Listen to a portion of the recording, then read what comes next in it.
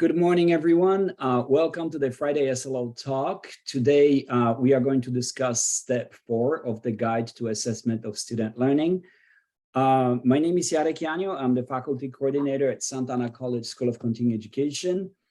Today's topic is direct assessment and rubric design. The concept of direct assessment is at the heart of student learning outcomes assessment. Faculty as subject matter experts have this unique opportunity to actually observe what the students are learning in a classroom environment as a result of instruction. Direct assessment or observation of students' behavior is the ultimate proof of what students can do, and then their acquired skills and competencies that will enable them to move forward, excuse me, to the next level of educational attainment. After the careful analysis of the course content and identification of skills and competencies that students are expected to acquire, assessment rubrics need to be developed just as carefully for each one of the student learning outcomes identified at the course, program, or institutional level. Assessment rubrics are tools that allow for very careful recording of results of these demonstrations. Thanks to this process, student learning outcomes specific to courses, program learning outcomes specific to programs, and institutional learning outcomes specific to institutions can only be assessed at the course level under the watchful eye of the faculty. As one of the most renowned authors on assessment rubrics, Linda Susky defines direct evidence as not only observable, but sufficiently convincing for faculty and students and to their critics. With that, here are today's presenters. Enrique, take it away. Thank you again for joining us. Thank you, Jarek. Good morning. My name is Enrique Jauregui. I'm the SLO coordinator at Fresno City College. And I want to say thank you to all the presenters and also including the moderators, Jarek, myself, and Elisa. Good morning to all. In front of you, you have the agenda. We have Amanda Tainer from Reedy College, Minnie Myers from Fresno City College, Alicia Bentecourt from San Diego City College, and Tricia, can pronounce her name, Wilgin from Long City College. Amanda, could you like to introduce yourself? Sure. Am I ready to get my presentation up and running, or do you want to go through all the? Just go through who you are and what you do. Okay. Amanda Tainter, Reedley College. We're in the Central Valley of California. I'm the faculty coordinator of instructional design and outcomes here. Mimi. Enrique, this is Joanne Pacheco from Fresno City. Mimi is having a hard time connecting to the internet. Is there any way her presentation can be number 4? Yes, we can do that. Okay, she will be on shortly. Thank you, Joanne. Appreciate it. Alicia. Hi, I'm Alicia Betancourt. I teach psychology at San Diego City College, as well as I am the faculty assessment coordinator. So I'm excited to be here, and we are all excited in San Diego because of the Padres. So we're all looking forward to that playoff game tonight. Tricia. Good morning, everyone. My name is Tricia Wilging. I teach in the Reading and Teacher Preparation Department at Long Beach City College, and I've been serving as the SLO coordinator since 2020. And I've also brought my wonderful colleague with me today. Her name is Sky Angulo, and maybe I can let her introduce herself as well, if you'll permit us. Yes. Sure. Good morning, everyone. I'm Sky Angulo, and I teach at Long Beach City College. I've been there since 2004, and I teach the voice classes and choirs. I'm the director of vocal studies. Happy to be here today. Thanks for having me. Thank you. Thank you. Tricia, Amanda, is it okay that Tricia and Sky will go first? Oh, yeah, absolutely. Appreciate it. Tricia and Sky, please take it away. Okay, thanks so much. Today, we are going to jump into assessment, direct assessment and rubric design, as you all know.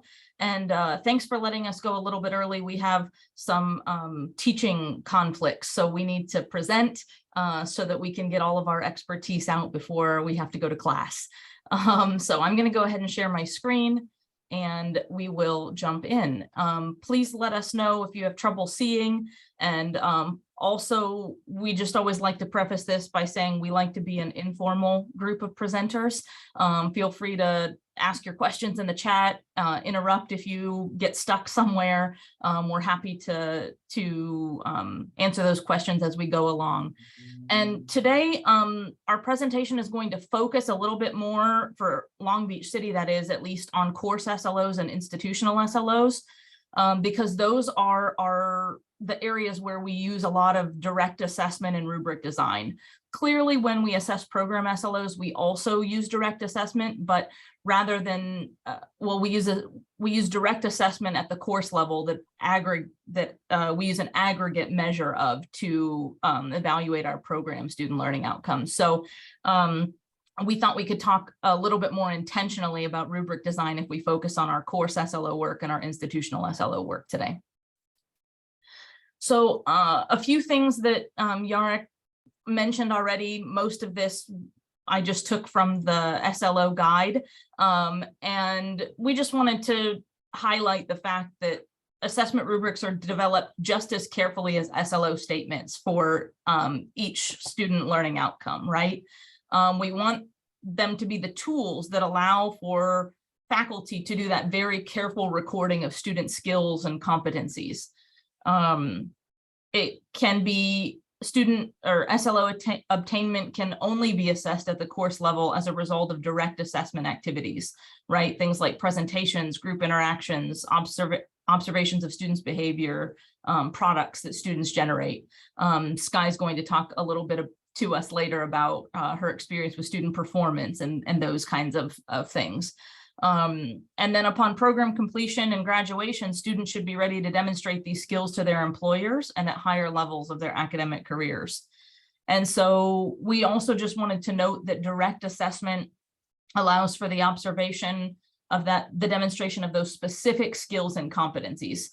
Indirect assessment activities like student satisfaction surveys or engagement surveys, they might give us some important qualitative information about what our students are doing, but they don't give us that direct, clear, observable measurement of what students are actually learning in our courses by the time they leave us. And of course, we know that our student learning outcomes are really our promises of what we're going to deliver to our students by the time they leave us. And so when we assess student learning outcomes directly, especially when we focus in on robust assessments, we can ensure that we are delivering on that promise to our students. So at LBCC, we use Canvas for assessment. Each course SLO at the college has a direct SLO assessment.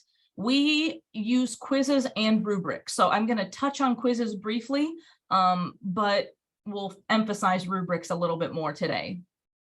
So there are certain skills that are measurable via a quiz, right?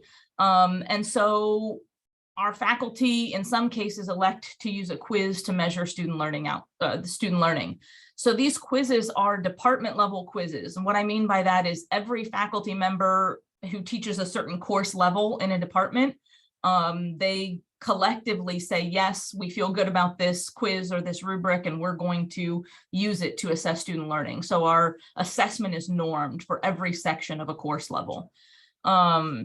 We have all of our assessments, both quizzes and rubrics, published in specific SLO shells for our assessment.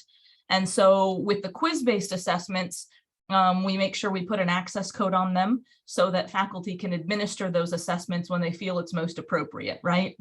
Some faculty, for example, if there's a safety quiz or if there's a safety SLO related to a lab component of a course, oftentimes they want to assess student learning of that safety component early in the semester to ensure that students are safe before they enter the lab environment, right? Then there are other SLOs that certain faculty, maybe I teach Read 82, so maybe one of my colleagues wants to assess the comprehension SLO in week 12, but I feel like I want to wait more toward the end of the semester, toward the final exam, right? So with the access code, that gives us the permission to make sure that we can have the students directly assess at the time that's most appropriate, given the way we all deliver content, right? And then, like I said, they're administered by faculty when appropriate. So our rubrics are department level. In the same way, we don't need an access code because the shells remain unpublished. Students typically don't see the rubric, just faculty see it. And so rather than publishing the shell and causing students to be concerned about, oh, there's this rubric or there's this assignment and I didn't take it yet, we're not too concerned about that because oftentimes faculty communicate that student learning outcome obtainment in their course level shell, but the SLO level shell is created separately so that we can make sure we can extract the data for analysis and action, which we will be talking about next week. So anyway, that's just a little bit about how we set it up. And then ultimately we pull the results of assessment from all of our Canvas SLO shells out of Canvas, and we put it into Tableau for visualization so that we can analyze that data and take appropriate action. So when we're developing assessments at LBCC, we use this robust assessment checklist, and I realize that it's very small. I, of course, will make this available at the end of the SLO talk today so that Yarek and Enrique can disseminate it properly. But ultimately, we really had been realizing that there were, with both quiz and rubric-based assessments, there was such a motivation to build the assessments and to get something out there that oftentimes we weren't really considering the robustness of the assessment or whether we would be able to obtain any kind of instructionally meaningful information once we were done assessing, right? And so we spent some time to develop what we call this robust assessment checklist. And so in this checklist, there are required criteria for quiz-based assessments, required criteria for rubric-based assessments. And then once faculty complete either section A or section B based on what their assessment type is, then we ask them to complete a little reflection. And upon reflection, they can either move ahead with the assessment as is, or they may determine, hey, this assessment tool, this rubric, this quiz needs a little bit of work. And so we want to work to build in that robustness element so that as students assess, we get something that's very instructionally meaningful. So when we're talking about quizzes, again, I'll go through this a little bit more quickly. We have some required criteria. We want students to have multiple opportunities to demonstrate understanding, right? We don't just want to ask them one question one time because everybody can misread something or have a bad day, right? And so we want to give students multiple angles to come at a concept so that we can assess whether it was the question or whether it's really their understanding that seems to be a struggle. And then, of course, we want to make sure quizzes are fully accessible, right? So in Canvas, if we're working with math problems, we have to use the formula builder. We can't put a screenshot of a math formula there. Or if we're incorporating images into our quizzes, we have to make sure that they have alternate text, those kinds of things. And then we also recommend some additional criteria. We want even our quizzes to move toward analysis, evaluation, the production of new ideas. We want them to call for the demonstration of student skills and authentic tasks, to tap into their capacities to think, problem solve, collaborate, communicate, etc., right? And so we recognize that with all of these criteria here, not all of the criteria apply to every discipline, right? And you're not going to be able to build in every single one of these criteria to one assessment. I mean, maybe you could, but if you could, you'd be really good, right? So what we're asking, at least our faculty, is to make sure that they meet the required criteria and try to get to work at least 2 of the strongly recommended criteria into their assessment design and the build of their assessment tool. So for rubrics, essentially we have the same strongly recommended criteria. We want to be able to tap into students' prior knowledge, to include diverse culturally relevant questions and prompts, to balance the evaluation of basic skills with the students, the skills they need to transfer or meet their program learning outcomes, right? We encourage out-of-the-box approaches, and we're looking to figure out how students think rather than what they might know, right? And then our required criteria are just a little bit different for rubrics. We want to continue with the multiple criteria to evaluate the core student understandings. And Sky's going to get into this, so I won't dig into it too much here. And we also want to avoid vague or unrealistic target language like most or majority.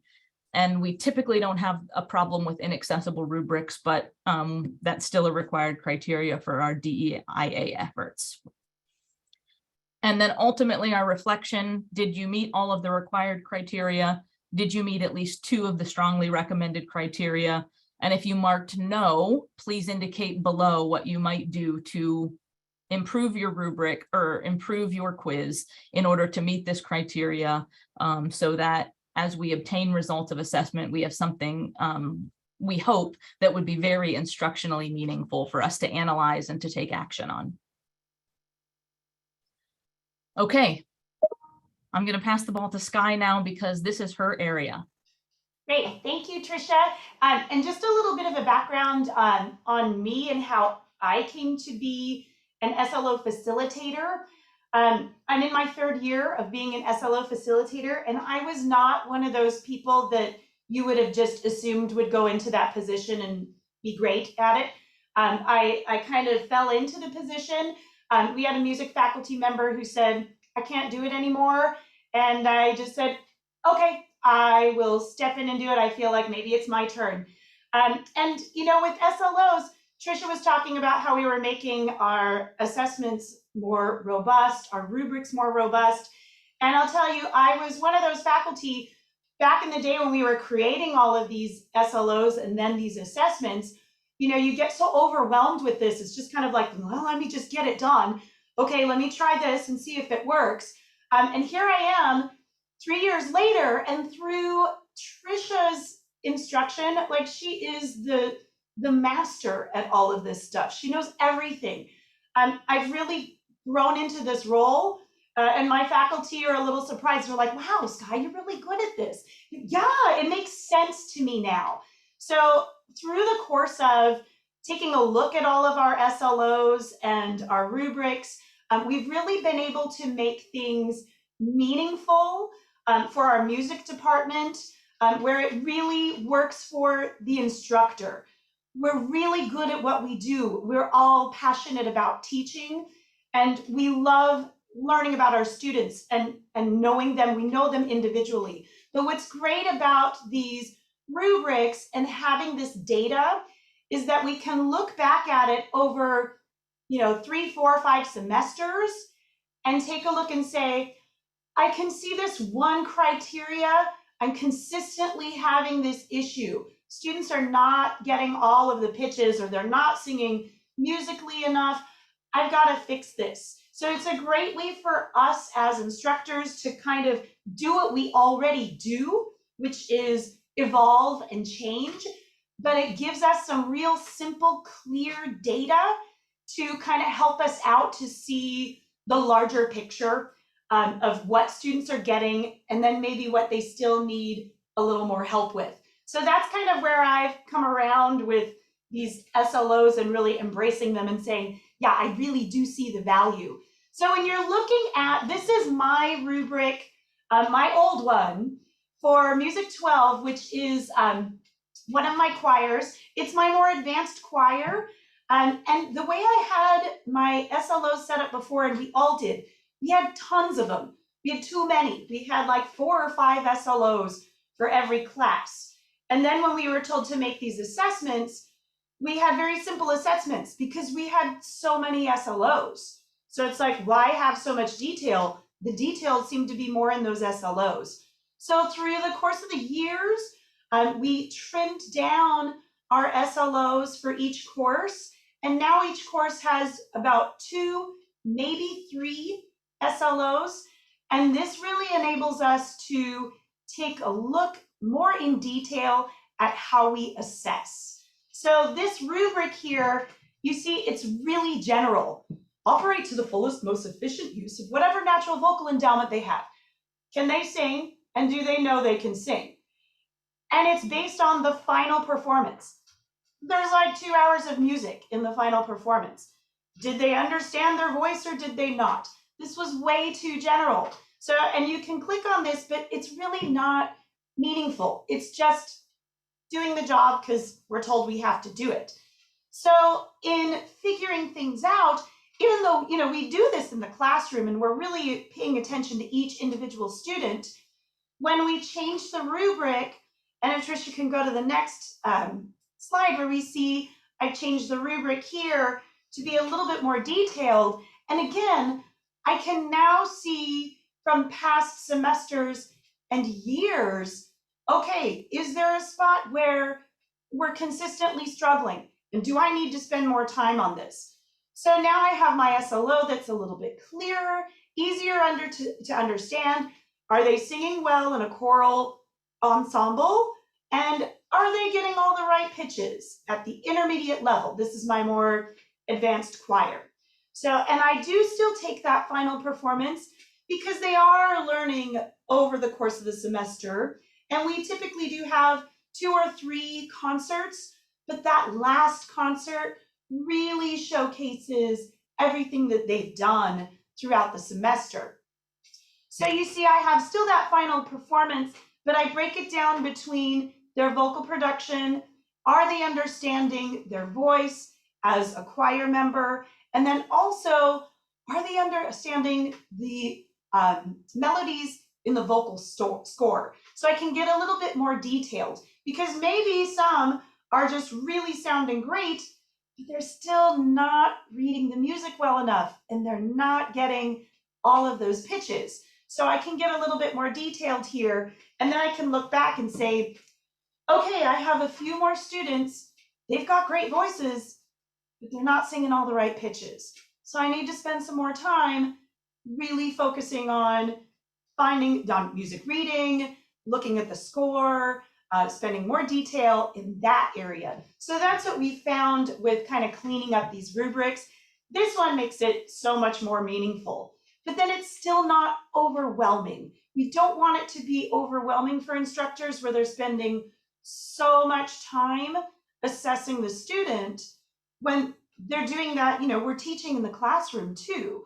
So it's a way for us to kind of reflect back and take a look at what we've been doing in the classroom, and is it working? Just looking at data, is it working or is it not working?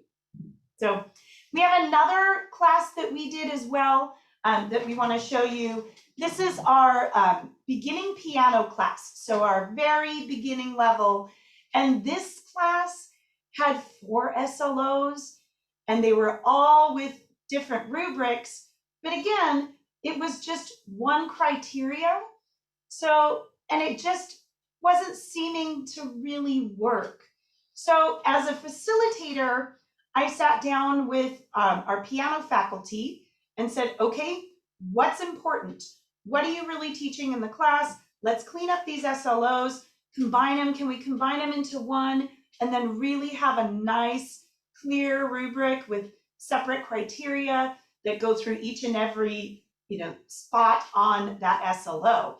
So you can see we have here's SLO2 and SLO3, and we're going through sight reading abilities, but that's a kind of a lot there, combined theoretical, technical, and musical knowledge to demonstrate the ability to prepare and perform selected pieces of the piano at the beginning level. So that's a big whopping SLO. And then to have only one criteria, how are you really getting the detail? There's not enough there. Are they sight reading well or are they not sight reading well? So you see how we kind of put these out there and then you look at them and you go, it's just not giving me the data that I want. So, and then we have SLO3 is to perform selected pieces at sight, but then we're talking about repertoire. So that was a little bit confusing too. Why were we talking about repertoire and not sight reading for this SLO? I mean, it kind of goes into there, but it's just it wasn't detailed enough and it wasn't clear enough. So when faculty are assessing this, they can kind of go into the checkout mode and go, well, let's see what was their grade. Okay, click, click, click. And we just don't want to do that. We want to make it more meaningful so we can figure out how to continue to evolve. So in the next slide, we have the updated one. Ooh, this one is nice. So we put in just the one SLO of combined theoretical, technical, and musical ability. And you can see we've really made some details and progress on what we're looking at with each piano student. We're watching their fingering. Sure, if they can play all the notes right, but are they following the fingering that's in the score? That's really important for a pianist. Tempo, are they having the right tempo or are they rushing? Can they keep a steady beat? And then of course we have our accuracy and then repertoire. So they're all separate things, which is great. Where when a piano faculty member can look back, maybe a couple of semesters, students weren't getting the fingering and they were scoring a 3 instead of a 5. But their tempo was great, their accuracy was great, they could play the repertoire, but their fingering was just off. So it kind of lets us know, alrighty, I'm gonna walk around that room more and I'm gonna check my fingering on students, spend a little bit more time on that.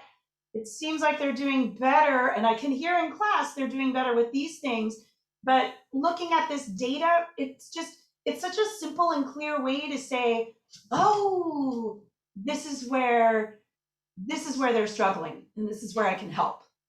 So this looks so much clearer. We reduced the SLOs in this piano class. We took a long time in all of our piano courses to really streamline them and make them nice and clean and clear.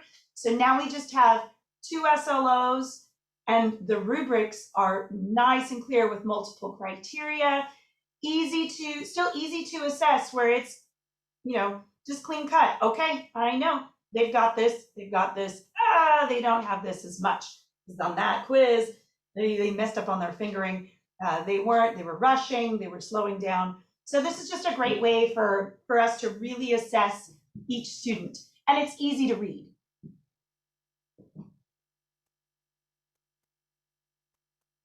Cool. And our next slide. So I wanted to talk just a little bit about my role as an SLO facilitator.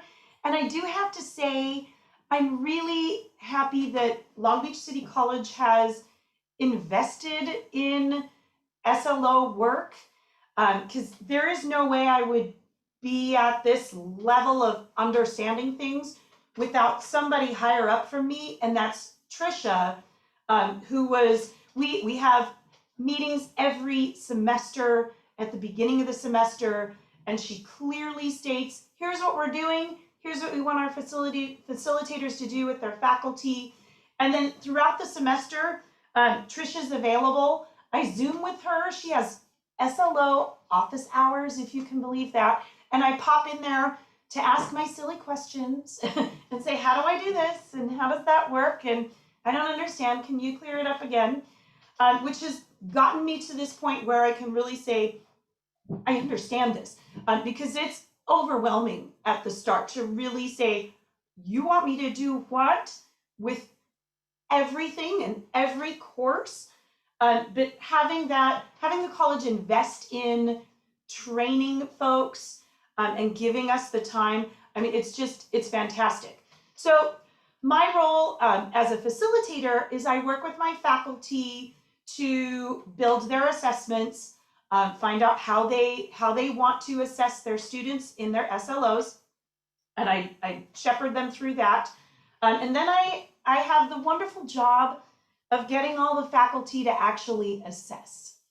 So, and we have with rubrics, and for music, we have a whole lot of performance classes. So rubrics make more sense rather than a quiz. It's odd for singers and violinists to take a quiz on the voice and the violin. We want them to demonstrate. So they sing and they perform in concerts. So our assessment is a little bit heavier based on rubrics. However, in our GE courses, like our music history courses, and a couple of our music theory courses, we do actually use quizzes, and I'll talk about the benefits and the challenges of that in a moment too.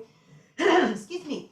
So at the end of the semester, I send out a big email to everyone, to all my faculty, to say, guess what? It's time to assess. Yay! You know, and I give them all the dates, everything that they need to know. I give them also details, because I can't assume that everyone understands and knows how to assess. And I'll tell you another thing, Canvas is magical for this. And the way that Trisha and her team have set everything up in Canvas with these SLO shells, assessments, putting the rubrics and the quizzes in there, without it, it would just be way overwhelming. So Canvas is magical because it's all right there. And Trisha's made lots of tutorials and videos on here's how you go in and assess. So I include those in every single semester to every single faculty member. And I follow up with them too. So going through this, once I've sent out that blanket email and people start assessing, it's like, great. And I go in and I look at each class and I see who's doing their stuff. And then for those that aren't assessing, what I found works best is I have one email that I can cut and paste, but I send it to that one instructor. And I open with, hi, so-and-so, how was this concert? Did everything go well? I have something where it grabs their attention to say, oh, you're writing just to me. Because sometimes when you send out that big thing to the faculty, they go, oh, work, I'll read it later. You know, and then that's it. And then we forget. And especially for us, at the end of the semester, we have finals, we have gobs of concerts. It's stressful. Then we have to grade. And then on top of that, there's SLOs. So SLOs tend to be at the bottom of the list. So that's why giving these extra emails, and I just have my template, I cut and paste, change out dates, send them out every semester. So I send out those individual emails. That tends to work. Sometimes I even have to sit down with faculty, and I just did that last semester with one of our part-time instructors, and she says, Scott, I can't figure it out, I don't remember. And I was like, are you here? Just come over. So, and I opened up my computer, opened up her assessment, and we just did it together. And then she says, oh, I get it, thanks. So sometimes it does take that extra time. That's why it's great that I have this role of SLO facilitator. I don't get release time, but the college does give a stipend. You know, it's not huge, but it's something to say we appreciate what you do and all the extra time that you're putting into this. So that's been great. I also don't tell my faculty. I put in earlier dates than what actually Trisha wants, and maybe Trisha does that to me too, but she won't tell me, I'm sure. But that's a little tricky thing, because sometimes we'll wait till that last moment, and if the due date is actually December 18th, I'll say it's December 11th. I'll say the due date is December 11th. And then when December 11th comes and goes, and I say, did you get it in? And I know they haven't. They say, oh, I got so busy. And I go, it's okay. I think I can get you a couple extra days. And then we can still get those assessments in so we don't lose numbers. It is so important for us to get those assessments in. So I will tend to ask for the earlier date, so it gives me a little cushion in the event that we get so overwhelmed with stuff that we don't have the time. Quiz versus rubric. So here's where we're at right now. So our rubrics are going really great, and my faculty are all assessing students 100%. It's every student gets a score when it's a rubric. A quiz, we're at the mercy of the student. Now this works in some cases. When it's an in-person class, it's very easy to come to class and say, okay, everybody take out your phones. We're going to take the next 10 minutes to do this SLO assessment together. So in person is great. Online asynchronous classes, that's another story. So we're finding that it's really hard in some cases to get students to do those assessments. And we don't require our faculty to make it a requirement for the students to do, like part of their grade. They can if they want, but some decide, I don't want to make this quiz a part of the grade because my grade is based on this. And I go, okay, I totally get it. But we try and offer them extra credit, offer them this, offer them that. We put it in maybe as a very small portion of the grade, but it still is something that we're struggling with to get our students to all take that quiz. So for music, in our case, because the rubrics work well, and they work well for our discipline, we're discussing right now as faculty if there are some quizzes in some courses that we can switch over to a rubric so we can have 100% assessment. So we're having these talks right now just to see, would that work? Is that good for the student? Is it not good for the student? But that's where our challenge is right now with our quizzes versus the rubrics. So we also have, we have a lot of part-time faculty. So what I like to do, my full-time faculty, we're in a very fortunate position. We're all friends and we all get along. It's really, really nice. We're in portable offices right now because we're getting a new building and we've never had all of us, all these directors, all in the same building, and we actually get along. It's delightful.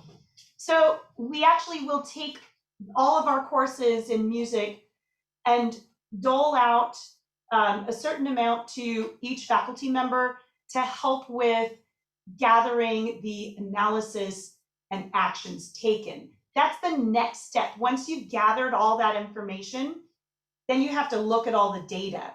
And that's really hard to give to part-timers that aren't paid enough anyways.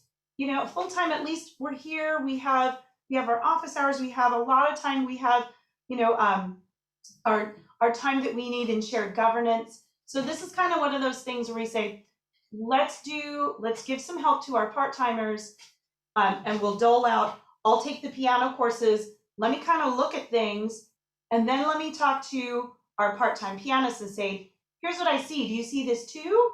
What is it you want to do? Do you want to spend more time on fingering? Will this help? Or is this an SLO criteria that just doesn't matter anymore? Is it not worth it? Is it not relevant to the course enough? You want to take it out? So we have full-time faculty, so I don't have to go to every single part-time faculty member because I wouldn't be able to do that. It's much more meaningful when we have smaller chunks that are taken by one full-timer that can say, okay, here's what I found. And then they can come back and report to me and say, this is what's going to work. This is what we want to do to change. So that's what I have.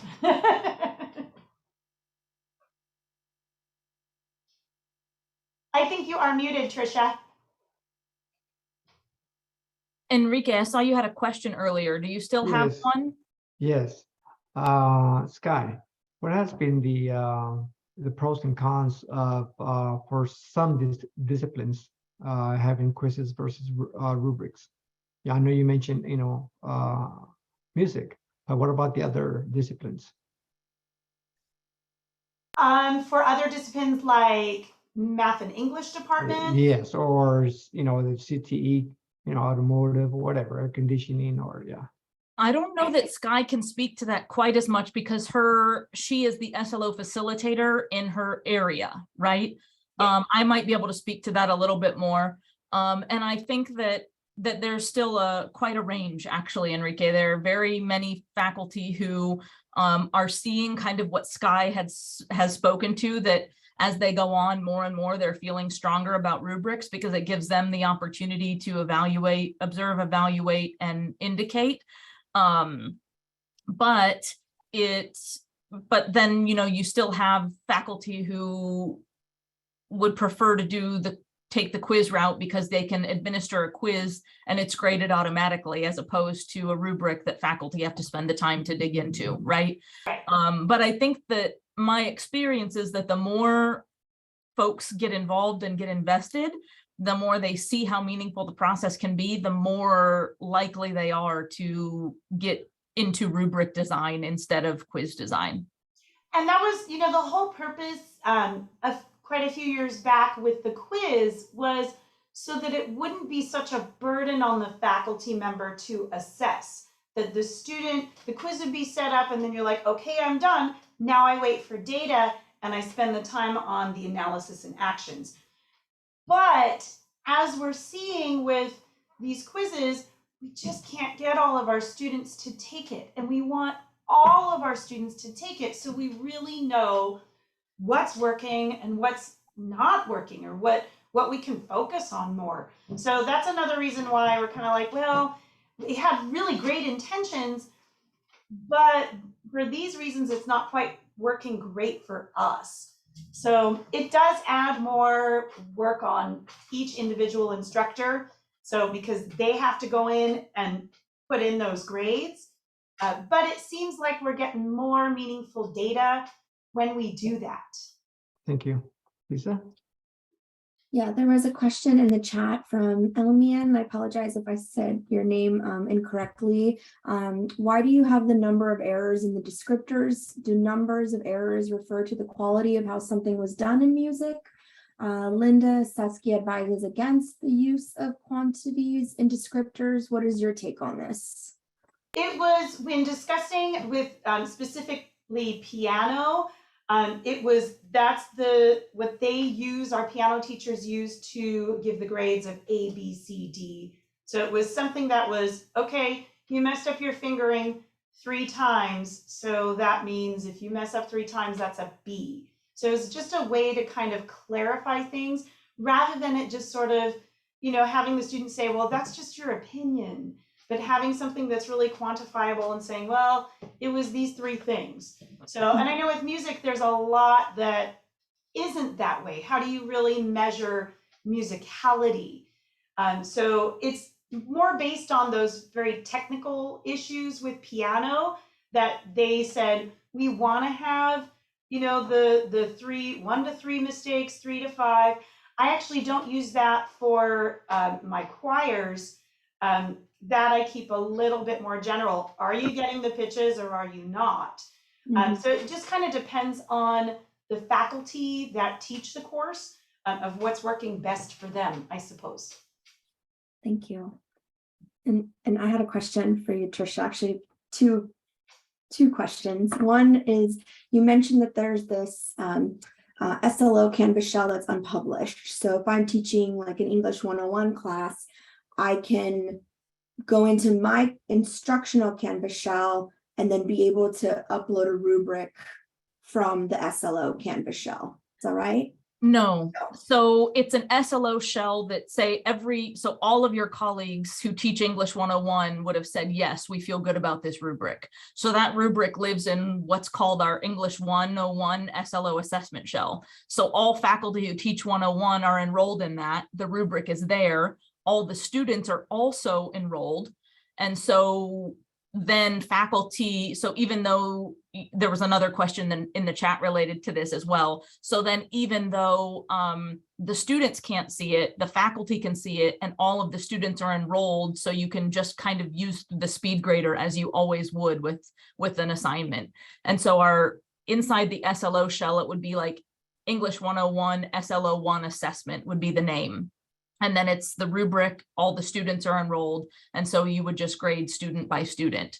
Now, some faculty find that a little bit bothersome because they want to use the same or a similar rubric in their course shell, and then they have to grade it twice.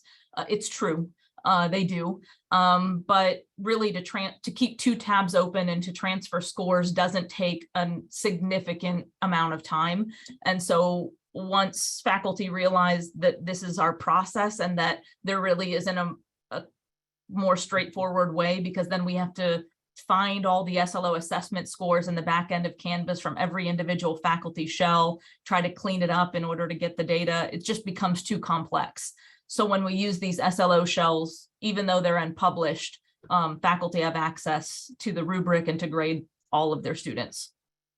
And just to piggyback on that just a little bit, we have in the past published those shells for rubrics, and it always comes with a whole lot of students asking questions and emails saying, what do I do? I can't take this rubric. I'm supposed to do this rubric. What do I do? What do I do?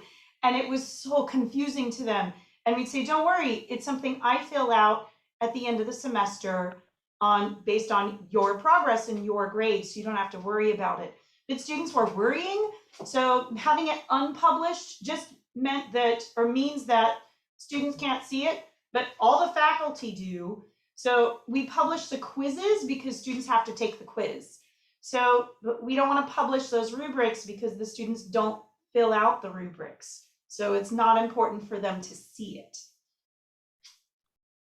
Thank you, Tricia. Thank you, Sky, for your wonderful presentation. Moving on, since we have other presenters. Amanda, would you like to go? Yep, let me get sharing here. Okay. All right, so one of the things that I really love about these SLO talks is that we get to approach all of these different topics in such different ways, really honoring how all of the different colleges do it, not just in the California community colleges, but really how we approach assessment at our colleges. But we can see all these tying together themes. And so you'll see that in what I'm going to be presenting in how we're choosing to push it out at Reedley College and what Long Beach has done. And I love to see this finished product that Long Beach has done. And I can only imagine the years of work that you guys have put into it.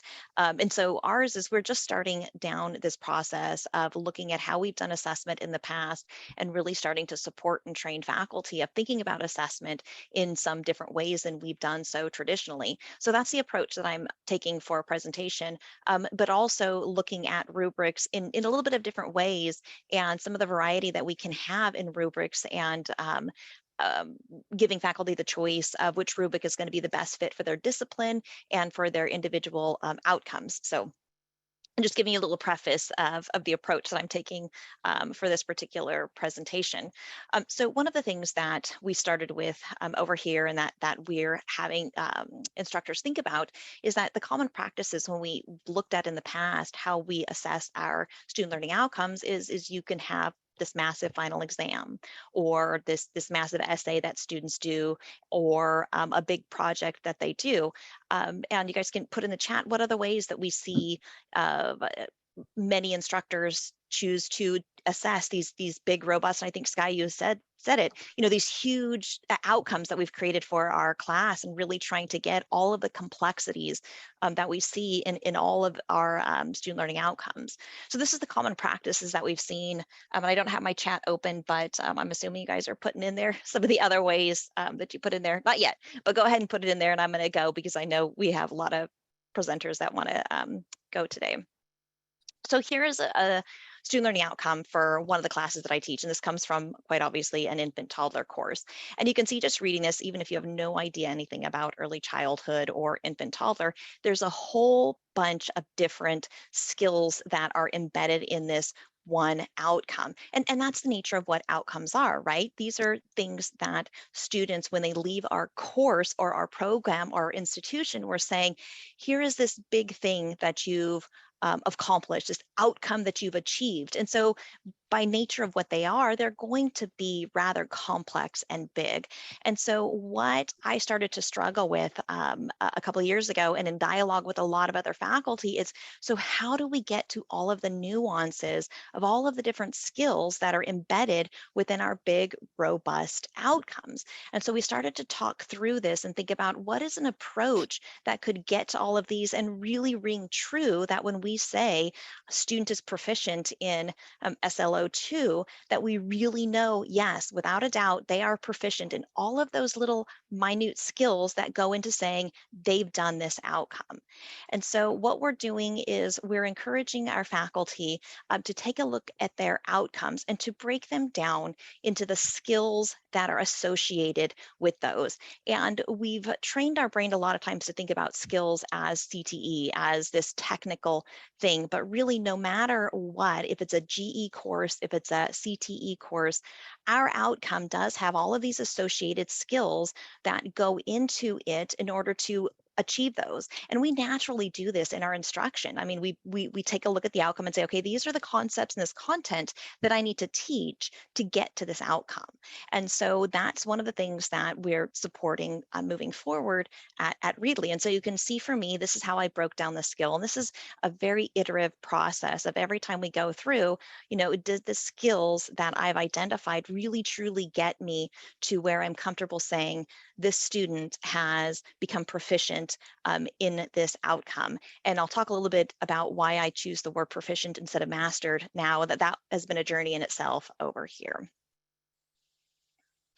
And so this is what we're encouraging, is that faculty take a look at each and every student learning outcome and then break it down to those associated skills. And then if that skill needs additional clarification, so I've got one of my skills is to create objective documentation.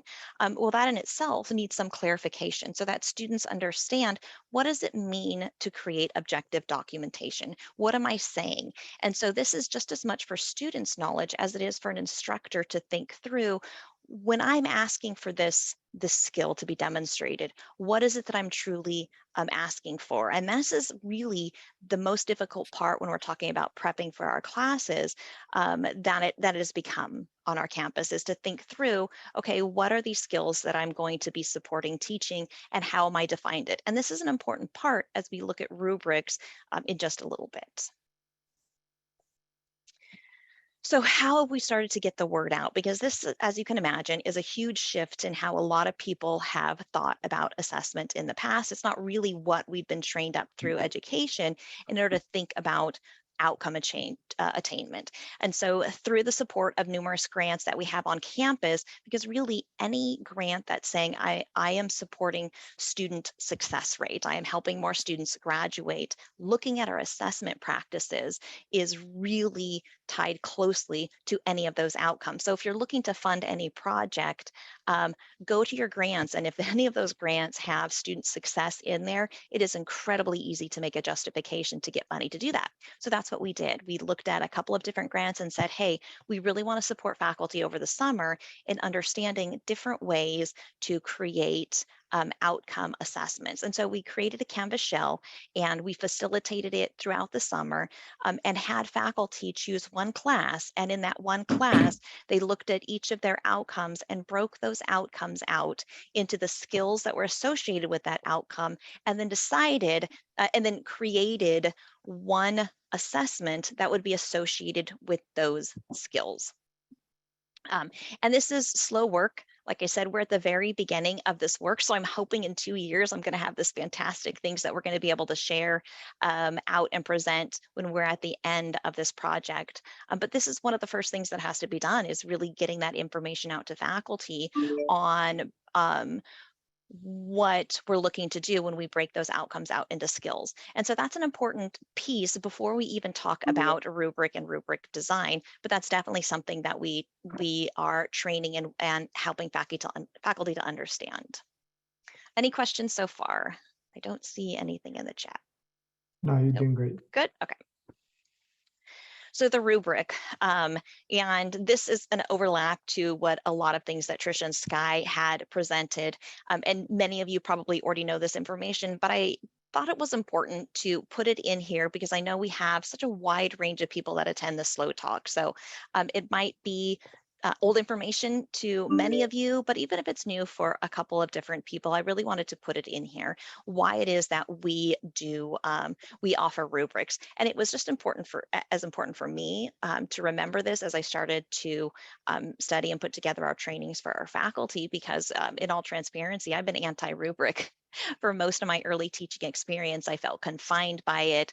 I really wanted to be able to free flow my feedback to students, and I felt like rubrics were too prescriptive in the support that I was giving the students. But really, when I started down on an equity journey, I realized that some sort of rubric, and I'm going to show you a couple of different options that we've been presenting about, that it really is equitable for students. And this is why, because we're sharing the information and ergo the power that we have as instructors. We need to really articulate clearly to students, if I'm giving you assessment, I need to very clearly be clear in my own mind what I expect to see, but by giving that information to the students, I'm sharing that power that can be perceived as an instructor to really make or break their grade. And it shouldn't be like that. This should be a shared transaction, a shared relationship when we're looking at assessment and how I'm assessing a student as an instructor. It protects us from that implicit bias that can sneak in. You know, Canvas or other LMS have these really neat ways to hide students' names and all of these other things. But really, one of the best ways to make sure that implicit bias doesn't come in when we're grading is that we have a very clear rubric to students and to us, that before we've seen an assignment, we've thought through, okay, what is a proficient skill going to look like? If I see an assessment completed by a student and I say, hey, they're showing me they get this skill, what does that exactly look like? And put that into words and ways that I can measure and objectively and tangibly and quantitatively put a number to. And then the competency teacher isn't judging their performance on anything other that is written. So for a student, this lets that be known, but it also lets an instructor know that if I'm looking at a paper and I haven't put it on the rubric, then I shouldn't be assessing on that. And I know that in every iteration of my rubrics and of an assessment, I have to think through again, hey, I need to revise this rubric because what I'm seeing in these assessments, I haven't clearly let them know this is what I'm looking for. And that's on me. That's not on a student as an instructor. And so those are the things that we're really helping instructors to see on the importance of a rubric. So what are types of rubrics? I'm going to go quickly through this because it's probably old information for many of us, but I also think it's important to understand that when we talk about rubrics, we don't just have one picture because for some disciplines, for some types of colleges, it might not be a one size fits all. So understanding that there could be different approaches out there might be helpful for you as an instructor, depending on the context you want. This, quite frankly, is one of my favorite types of rubrics, is a single point rubric. Not easy to do in Canvas, and there are some limitations, and no, it's not a good fit for every discipline or every college or every outcome or every skill. But I really like single point rubrics because it clearly says, and especially for me as an instructor, if I see a skill and a student who's proficient in a skill, this is what I'm going to look for. And then I don't have, I'm not confined into here are the specific things, because sometimes, especially if I'm looking at some disciplines such as child development, I know what it is for the student to demonstrate the skill, but there are so many different ways that they cannot demonstrate the skill. And so by having a single point rubric that's open, I can provide some very detailed feedback on very creative ways that students haven't met the skill and be able to write it in. Now, you can do this with a analytical rubric as well. So I'm not saying that you can't. We definitely want to put additional feedback in any rubric that we use. But the openness of this and how I taught, it's a very good fit for what I want to do. Again, not easy in Canvas, and I've had to get a little bit creative and go away from this as much as I want in using outcomes in Canvas, and I'll show that in a second as well. Any questions about the single point rubric? No, Amanda, I just like what you said, a common rubric does not fit all, disciplines of faculty. And just to have a simple rubric, it's out of, out of this world as far as, having the criteria and, Yep, and it can be the also same. it can also be a baby step for a rubric for faculty who is anti-rubric. And I'm putting myself in that category as well. Again, I shared that I was very anti-rubric for many years of my initial teaching until I did more research. Okay, this is a good first step for me, but I also find there's a lot of value in it in itself. And then a holistic rubric. And I also want to say that don't get caught up in the names, because you'll find these different names everywhere. This is a more common one, but but don't assume that if I say holistic rubric, someone's going to know what the heck I'm talking about. But a holistic rubric is just, it's just a very general, you can do this in Canvas very easily, where here is just basically what I'm looking for on this score, basically what I'm looking for in here. The name implies what it is. It's very holistic, very general, not as much a fan of this, because in each of these descriptions, you're usually going to have a whole bunch of individual criteria that you're not able to clearly articulate to students if they've met or they haven't met. So it can be problematic, but just like everything else, there can be a place in it. And then the analytic rubric is the one that we're most familiar with, and has definitely the most power in giving information robustly to students, and really have it that quantitative information of this is exactly what I'm looking for on each of these criterion. I'm a huge fan of simplifying rubrics as far as the criteria across the top, 1 through 4, whatever you choose to label that. And that is one of the things that we do standardize at Readly, is you're entering your SLOs in a 1 through 4 category, 0 being you have no evidence that was submitted. So we do allow them to collect a 0, which means that you don't know if a student knows this or doesn't because they didn't submit any assessments. But they do have to define it in a 1 through 4 scale. How they define that 1 through 4 though is up to them as the individual discipline. So then this is the analytic type of rubric. So how does this work at Readly, or at least what we're supporting faculty doing? And I never want to give the implication that this is what all of our faculty is doing. We are not as far along this process as Long Beach is, and I'm excited to see what the possibility is in a couple of years. So here is one of our fantastic math teachers who has embraced this. She also happens to be my co-conspirator in supporting this, and our program review coordinator. So what you can see right here is this is one of the skills that she's identified as part of her student, as a student learning outcome, student learning outcome 1. And so she has right here, here is the skill that I'm looking for students to demonstrate, is the integration by parts. And then she's defined the skill. And this is the exact process that we're supporting and that we have in our training that we give to faculty, is what is the student learning outcome? What is the skill associated? One of the skills as you break it down, and then define that skills. And so what she has right here, again, this is math. And so you've got math, a very technical. Skye talked about this a little bit, that, there's certain pieces that are very extremely technical. And these are the very specific things that I need to see in order to demonstrate that you have met each of these standards, skills, whatever it might be, become proficient. And so she has the exceeds, the meets the standards, approach the standards. And so what she articulates when she's giving this information to faculty is this is cut down on her grading astronomically. And there's a whole bunch of policies that actually go in this. We allow resubmissions and retakes, because what we're trying to advocate is the course is about saying if students have mastered these skills. And so as they go through, become proficient in these skills, and so as they go through the course of the semester, they have many opportunities to resubmit and say, yes, I'm proficient in these skills. And Leeman, I'm gonna, I don't know how to pronounce your name correctly. I'll talk about that at the end. I'm a big fan of open pedagogy. So if we have time, I'll address that question. And so for me, I've utilized the outcomes in Canvas and then the mastery grade book in Canvas. And it's one of the options that we allow our train faculty on if they want to use it. Again, it's not a good fit for everybody, depending on how you want to design your course and what fits.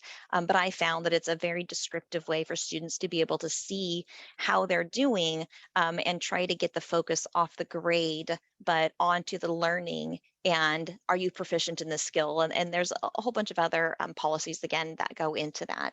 And so this is the view in outcomes in Canvas. And so I've disaggregated that by all of the skills. And so you'll be able to see how I attach those rubrics and do that assessment in Canvas. And so here's the skill. And then for me, I have a very simplified rubric. Now, this is fit for me because I'm providing feedback on each of these. But when we're talking about a very qualitative type of skill, such as caregivers' responsiveness, if anybody's coming from child development, that's a very difficult thing to say.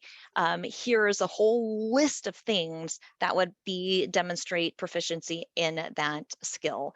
So that's the balance that I'm working through. And this is especially targeting the question in the chat about involving students. It is something that I've been working with them to say, okay, now that we've talked about what a caregiver responsiveness is, what would you identify in a rubric or an assessment criteria of how a student would help to identify that? So that's the part of open pedagogy that I'm really excited about, and engaging and supporting faculty and having students involved to say, now that you understand what the skill is, how can we refine this rubric to make it even more applicable to your peers coming up through the courses? So the last thing I want to show is this is what that assessment and that feedback looks like. And I know we're going to talk about data analysis later. So Yark, don't worry, I'm not talking about too much on it here, but I really wanted to close the loop right here. And by doing that assessment and how it works in Canvas is that I've attached those outcomes to rubrics in Canvas. And so all I have to do is for this skill, excuse me, let me go, wrong way. So each of these skills, because I've utilized the outcomes in Canvas, I can very easily attach it as a rubric in that assessment, whether it's a discussion board, a quiz, or an assignment. I'm able to attach each and every one of these individual skills in Canvas. And then what that gives me is that for this skill, I'm able to see holistically in my class how many of my students are have a skill proficiency demonstrated, how many of my students are still showing gaps, and how many exceed. Now, there is still some problems with how Canvas chooses to give this information. I'm actually on an outcomes group to help improve that. So if you have any suggestions, I'm going to be sending a survey out pretty soon on that. But here's what it looks like then from the in my mastery gradebook, as I can see, and over here, you can see each of the students where they are individually. Now, I don't mark anything until they've submitted, and I have flexible due dates, so not all students have submitted, but one of the languages that I have on the assessment criteria is if they haven't met mastery yet, and you see this near mastery. So as soon as they submit it, then I can assess it and they have the opportunity to resubmit that. And so that's the process that we're advocating for at Readly. We have a very strong culture of academic freedom, so we have to tread very carefully on being around outcomes. There's a whole bunch of history there. So we're very careful to say, here's what we support faculty and the choices they have as far as their outcomes. So any questions? There was a question earlier in the chat, Amanda. Are the zeros that you have on the rubrics, are those included in the average of the assessment? If the students don't participate, we don't know if they have met the assessment goals or not. Right, and so that is what I have on there, is that 0 is for nothing has been submitted. A 1 on my rubric and what we support faculty to do, a 1 means that they've submitted something, but they haven't demonstrated any knowledge of that skill at all. And again, that's faculty choice, because I know some faculty would disagree, but exactly what was articulated is I don't want to put any information that indicates whether a student has or hasn't if nothing has been submitted, because they might know that skill. I just don't know, I can't assess it. And so that's what a 0 is on my rubric. And what you can see on the grade book, on the mastery grade book, what you can't see here in the gift scrolling in front of you is that there is a box, a colored box that says no evidence submitted. Is what a category is. I've named it in Canvas. Jacqueline, I might have to read your comment later and respond during the other presenter. Oh, thank you. It wasn't really something that required a response. I was just saying that I wrestle with the idea of exceeds versus meets. That is there really a difference there? And the problem with the rubrics is if you include exceeds on your rubric, then it kind of by definition becomes meets. Mhm. Because now you're expecting all students to achieve exceeds. So I've been playing around with the idea of including a rubric line, a distinction point to acknowledge when a student distinguishes themselves in the performance. So their performance was meets, but they receive distinction. And then I can go through and look for what proportion of my students achieve distinction. Yep, and how I equate, and I 100% agree. And actually, that's a dialogue we've had extensively on the campus. And I've actually gone forward this semester, and I've removed the 4s from any of my rubrics. And if a student exceeds it, it's all based on my feedback, because exactly the things that you've articulated. And for me, you can see that mastery is set at 3. So a student gets an A in the class because we have to submit grades, unfortunately, if they're at a 3, because that means that I see the skill and it's proficient. And that's the way I've set up the class. Different instructors might disagree with that, but I agree with what you're saying.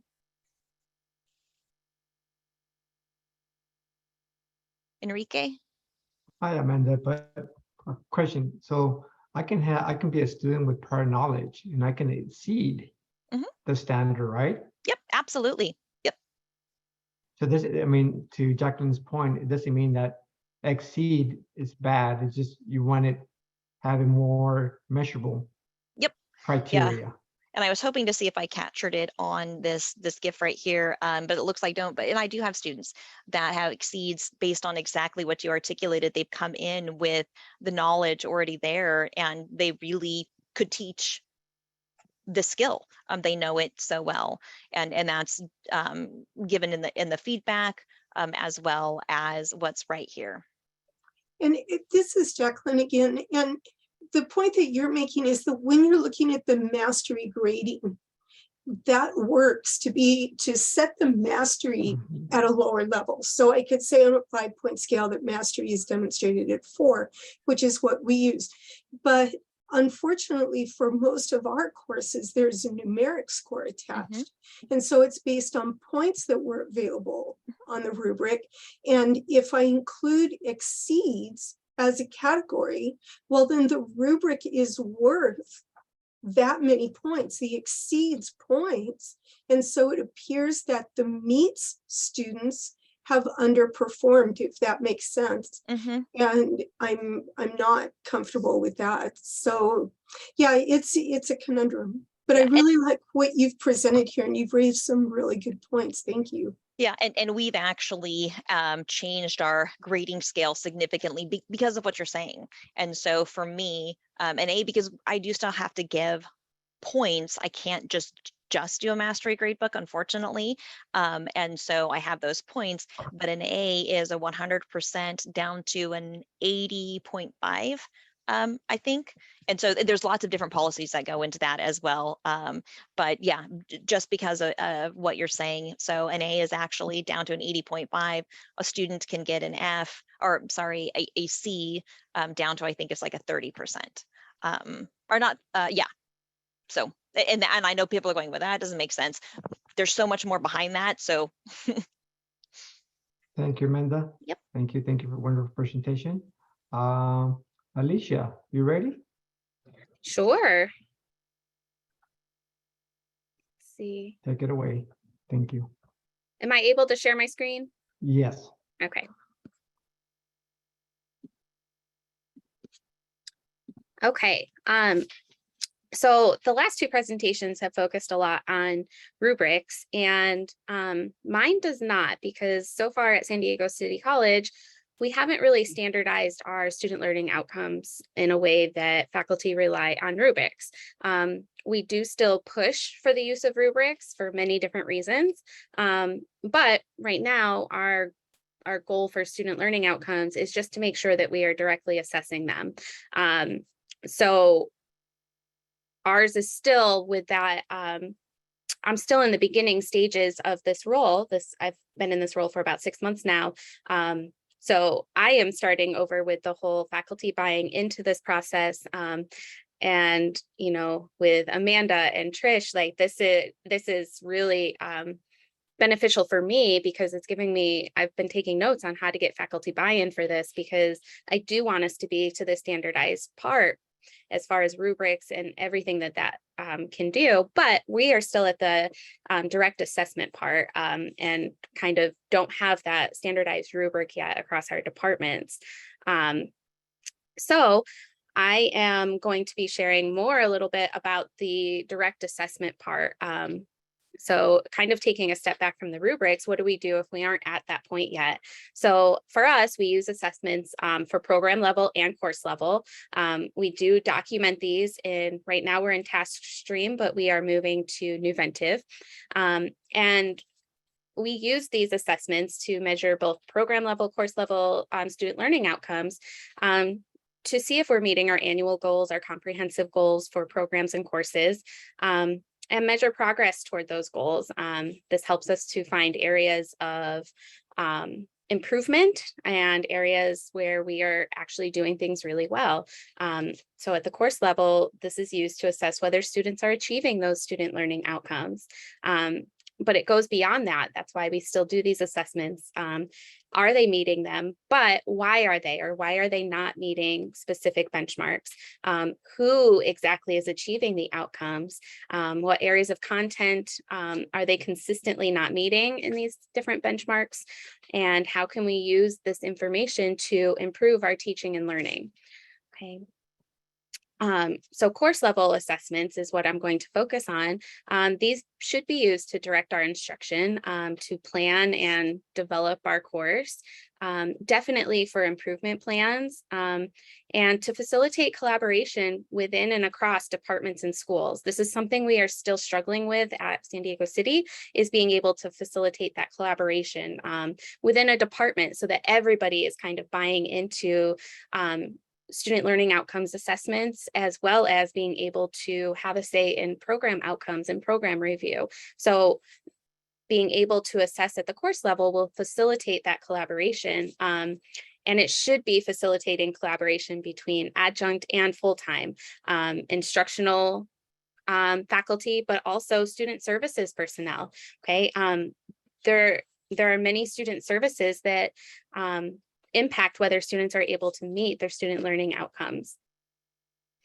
Okay, and as far as good direct assessments or good assessments in general, they should be valid so that they are reflecting the actual outcome that's being assessed.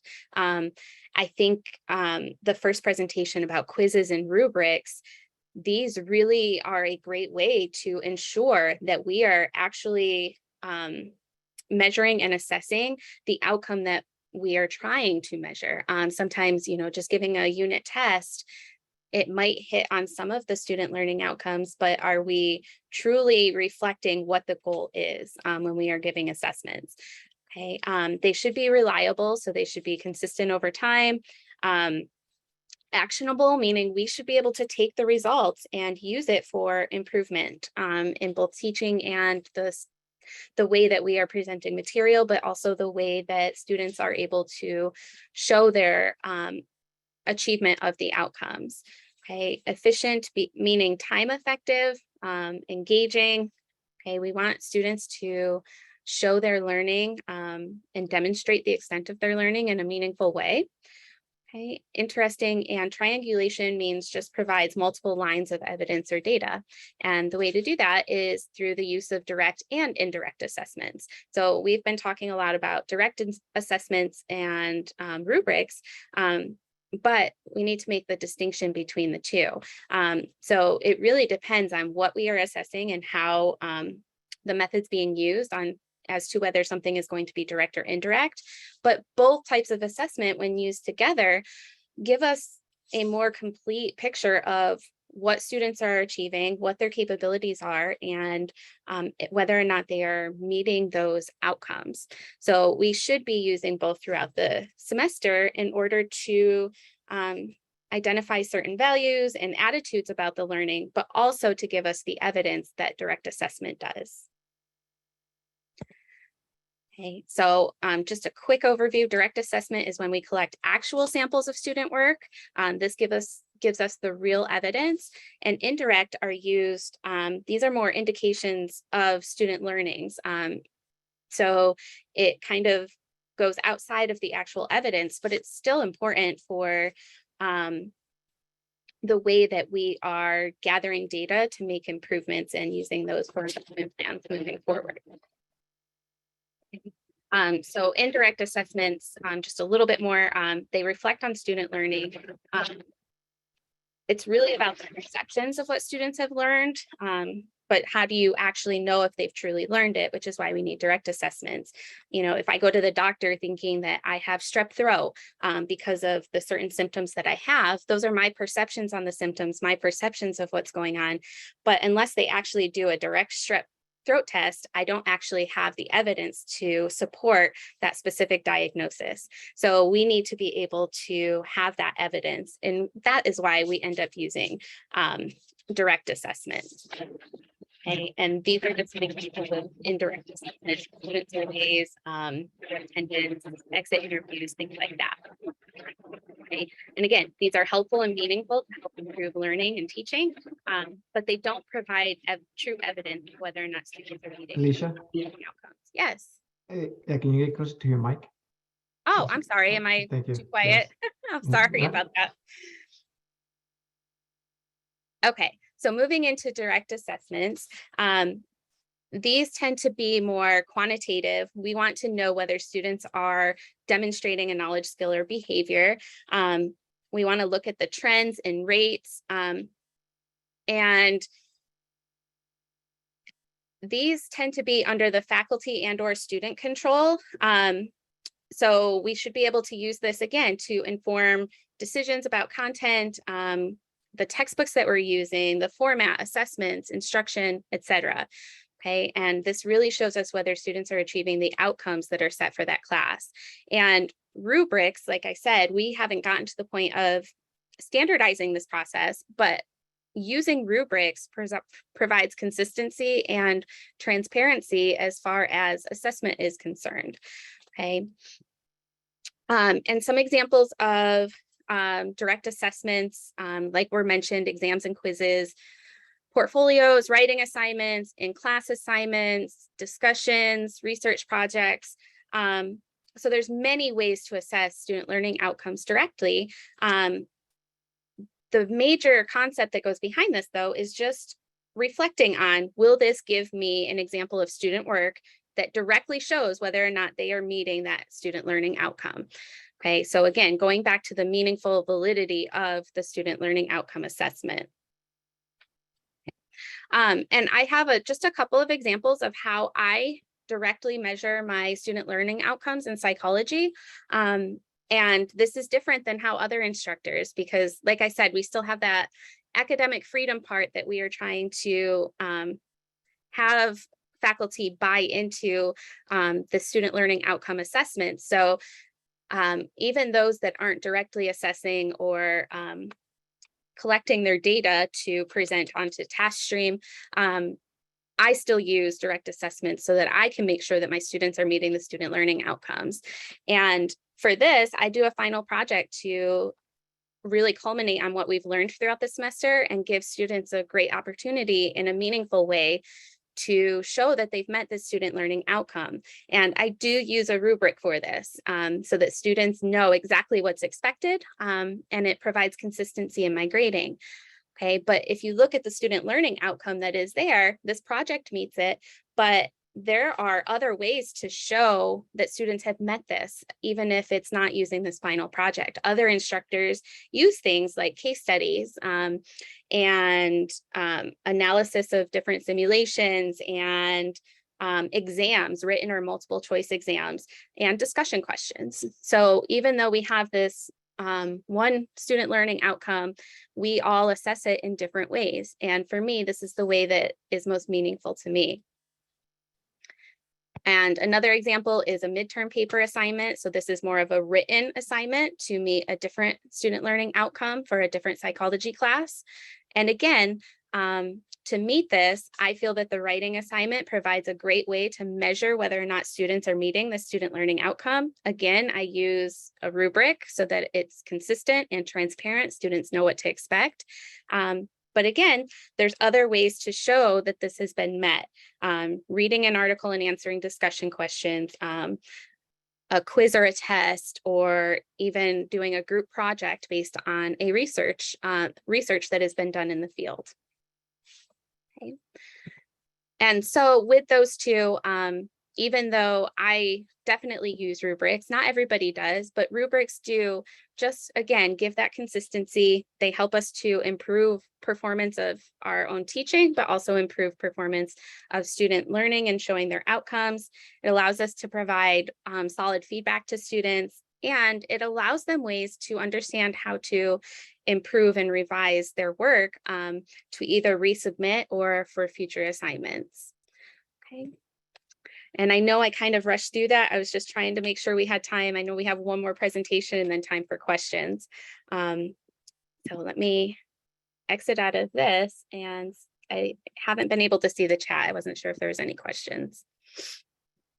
Thank you, Alicia. Thank you so much for your presentation. Any questions? If none, let's move on to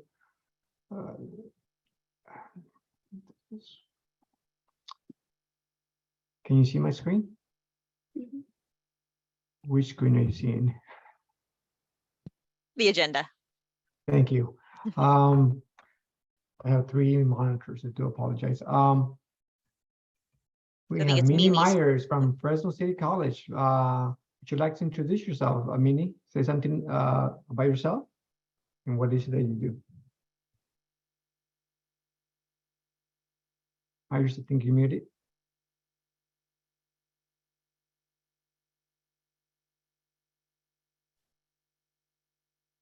We still can't hear you. Might need to, we don't see your microphone icon, so you might need to go through an audio setup wizard so it recognizes it.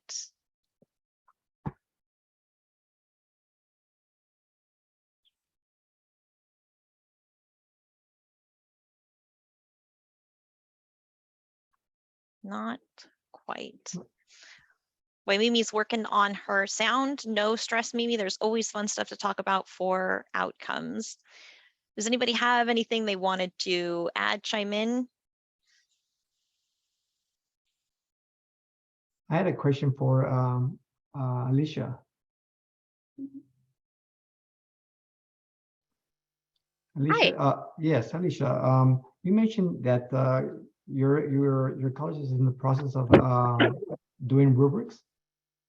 We actually this in my role, this is something that I am trying to get going so that we can standardize this. I'm actually attending, the department chairs are having what they call a Chairs Academy on Monday, and I'm attending that meeting and going to start the conversation about this, because right now, as I'm sure many of you coordinators are aware, like the buy-in is the biggest part of this. And you know, I took over this role and I have high hopes, but we are not to the point where we are going to be doing rubrics just yet, but I am trying to get buy-in from at least the department chairs, and then moving on into, okay, what are the next steps now that we have buy-in? How can I help at each, you know, within the departments to at least get a little bit more of a standardization in how student learning outcomes are assessed and reported, so that we can start using it in meaningful ways. Start over. I'm Minnie Myers, and I'm adjunct faculty in Fresno City College in the Department of, our dental hygiene. We have a dental hygiene program. And okay, so I teach periodontology and applied periodontics within specialties. And this semester, the dental hygiene fall semester is the periodontology. And so I'm just going to talk about how this class, the SLO for this particular project, I designed a summative assessment essay paper which is a one-of-a-kind high-stakes project essay exam, or an essay or exam. In this case, it's the essay project. And it helps to determine if students have met their learning goal in my course. And the summative assessment essay is closely tied to our course SLOs and the learning objectives. And they tie into the objectives that must be a valid measurement of the student learning. And our dental hygiene course content is patterned after a university dental hygiene program. It's very rigorous, super detailed, and it's cumulative. And as each course builds on one another, the students do go through a national board exam at the conclusion of their studies and a clinical board exam as well. So for the design, the focus for this particular learning assessment was to identify overreaching learning goals for the course and to design the assessment that measures whether students have met those goals and design content and activities to support this successful student learning. Everybody that is presented before me really did an amazing job on the overview of the SLO and rubrics, but I'm going to just focus on the particulars on what I did to set up the rubrics for this assignment. This allowed for direct evidence of detailed and careful recording of student learning outcomes and focusing on the learning objectives. So for this course, I have 3 SLOs, and this particular compare and contrast paper, the direct evidence would apply to 2 of the SLOs. And so when I set up this paper, I did include the first 2 SLOs and the learning objectives that would be included in the essay. So when you're designing the paper, you would be going into your Canvas shell, you'd click on assessments, click on add a new assignment, and inside the assignments in the rich text content box, you're going to be designing your instructions for setting up your paper, whatever type you decide. This was a compare and contrast. And this compare and contrast covered 5 chapters and a very important concept to grasp. In the rich text content box, when I set up the assessment and the project instructions, I did include the name of the paper, the total points possible, the start date of when they could start the assignment, when the due date is. I did list for the students the first 2 SLOs and the learning objectives that apply to this project. And I did give an overview of the essay, what type of essay it was. I gave them a minimum word count. Most papers came in around 1,200 to 1,500 words, but for those that really struggle with writing, which many dental hygiene students kind of struggle with writing, but so 950 works well. They can attain success with a minimum of 950 words. And I gave an explanation of what compare and contrast means. And they were to use a couple articles. 2 are mandatory and a third one was also discretionary, or they can also, as long as they use 2 mandatory articles to read to help them compare and contrast, they could also use a textbook or other peer-reviewed article. But I gave them the links to that. And I also, then I went into the instructions. So I spelled out exactly what they needed to do when they set up this paper.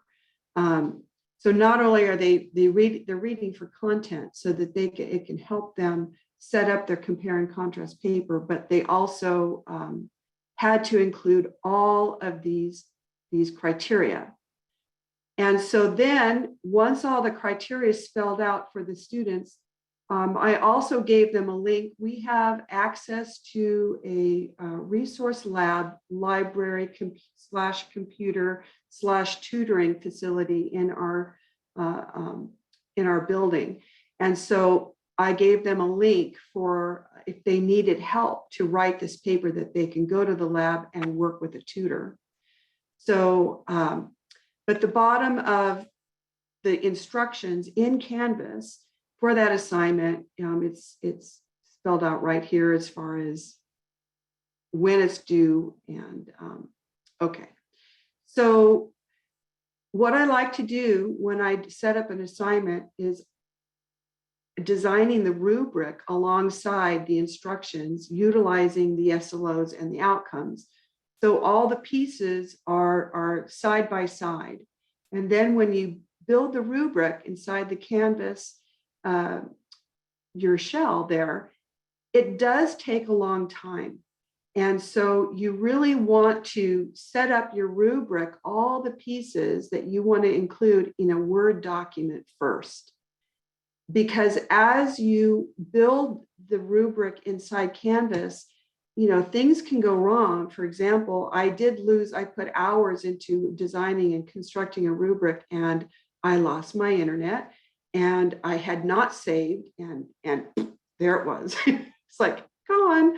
So I did learn that if I have everything in a Word document saved, then as I'm constructing the rubric in Canvas, criteria by point, then you can copy and paste as you're building it. It does take a while to construct, but it is an amazing resource. So it's well worth every minute you put in.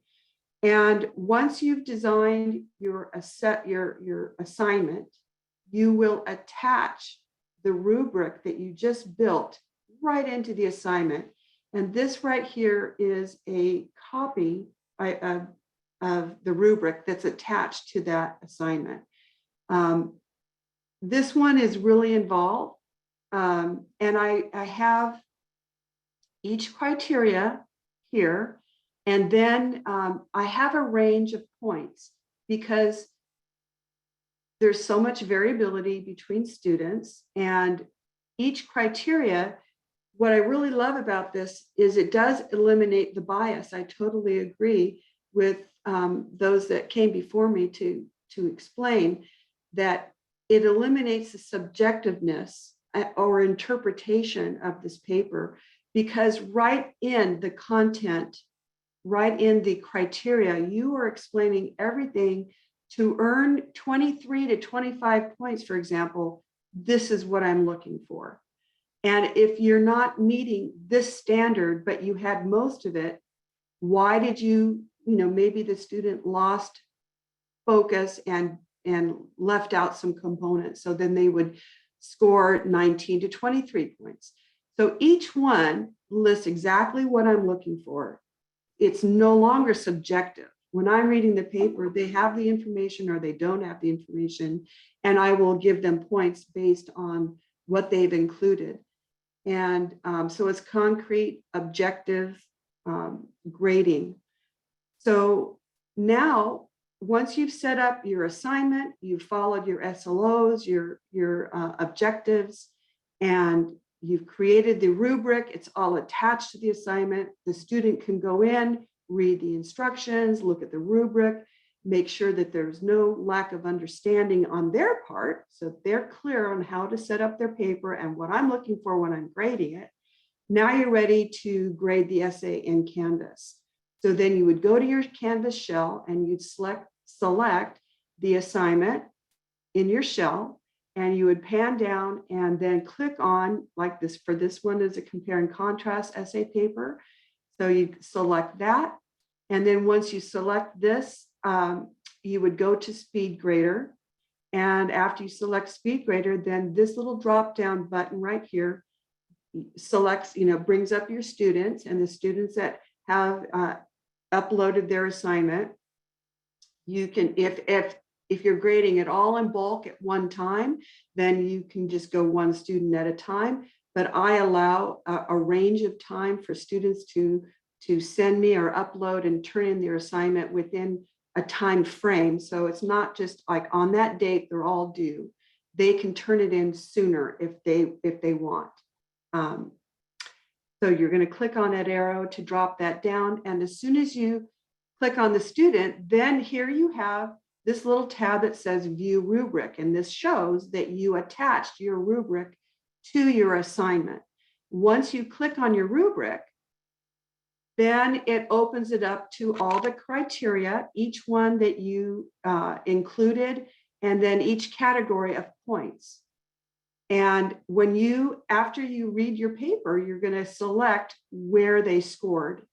And this is how it would look. So for example, here's the paper on the left, and I will, there's little pop-ups that you might be familiar with that you can put in if there's something that they did that you're not agreeing with or that they did incorrectly. For example, this title was incorrect.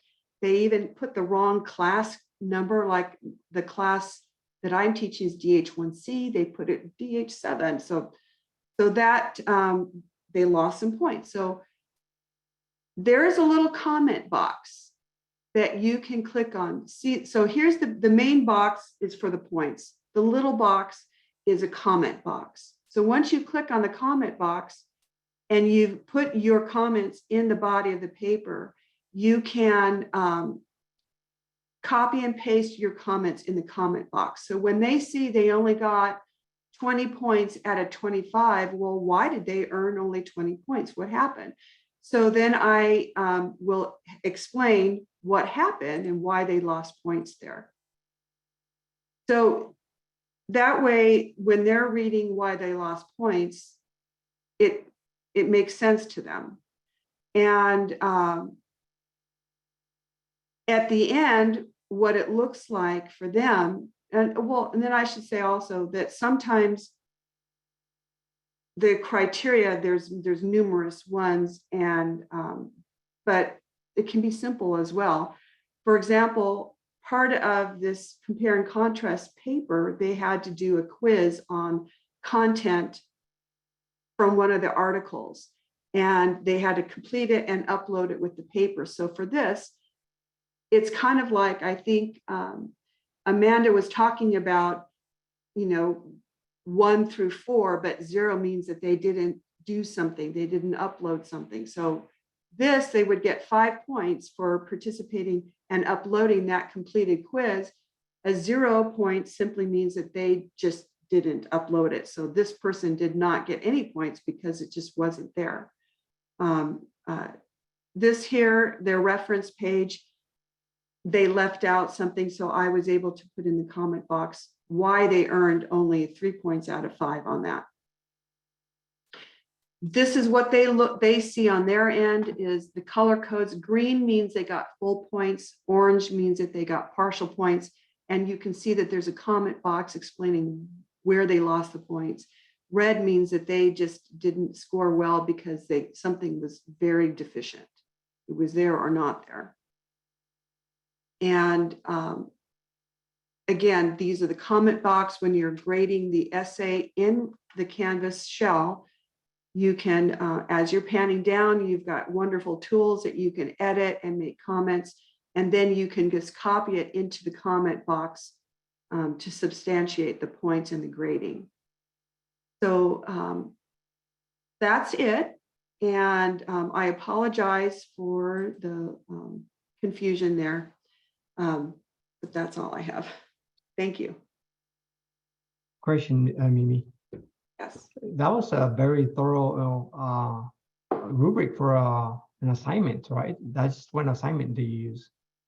It's a very heavy assignment because in periodontitis, periodontics, there's a classification system that is the umbrella over the whole class is learning how to identify health versus disease. And this classification is very important for them to understand. And so it was completely redone in 2017. The last time the classification was established was 1999.